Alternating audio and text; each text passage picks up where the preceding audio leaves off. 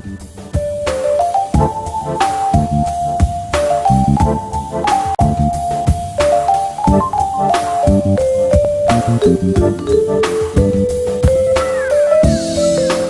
be quite frank, I think this is a bit like wishful thinking. What I do expect and what I do think is needed is that we decarbonize the power sector. And that will be a huge achievement.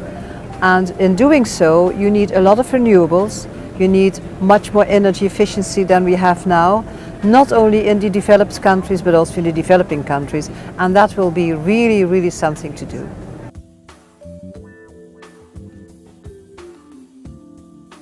What we at the IEA have modeled and expected that the world will still be using a lot of fossil fuels by then.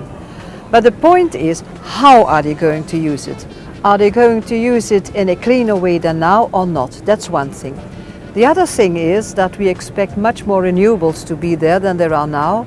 We expect much more energy efficiency, not only in the production of energy, but also in the transportation and in the use of energy. And we expect that there still will be nuclear energy.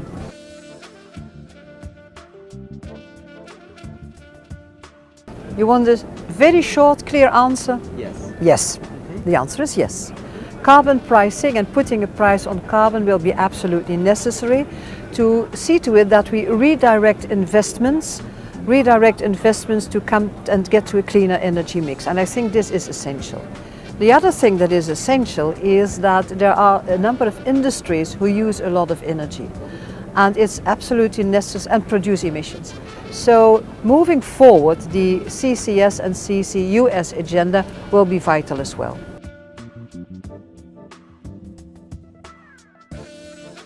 You know, when I'm talking about energy efficiency in developing countries, they tell me, "Dear Maria, what are you talking about? We just want energy because we have millions and millions of people who still do not have access to energy." And then my answer to them is, yes, that's true. But you can't think that just by building another coal-fired power plant and by building more of this infrastructure that you solve the problem of energy access. So this is one part of the answer. And if you want to have energy access and provide energy to all of your people, do it in a way that you do it in a more efficient way. Because the most, how shall I put it, the best energy is the energy you don't use. And you can make decisions to use your energy in a more efficient way, phase out fossil fuel subsidies, for instance.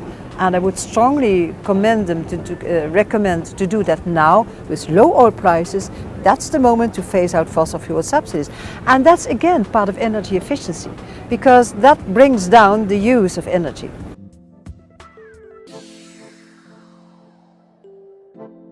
You know, in general, I think there is a huge future for renewables. But you know, not everywhere the sun is shining as bright as, for instance, in Peru. Not everywhere the wind is blowing the right way, or there's enough wind.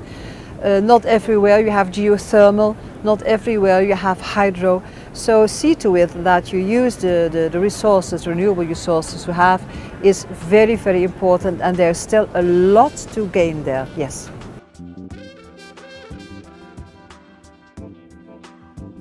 In our view, this will be part of the energy system, part of the electricity system. We will need, of course, the electricity system as it is now, but there will be also a change in the system. For instance, when we look into cities, where cities in the future will not only be consuming energy, but will also be producing energy. Look into the power of power, the power of electricity. Well, is it possible to have decentralized power generation? Well, we think it is, but you have to look into your whole system. Your electric vehicles will be part of that as well. So it will be a huge challenge to find the right balance between the distributed generation and the central generation, but both will be needed in the future.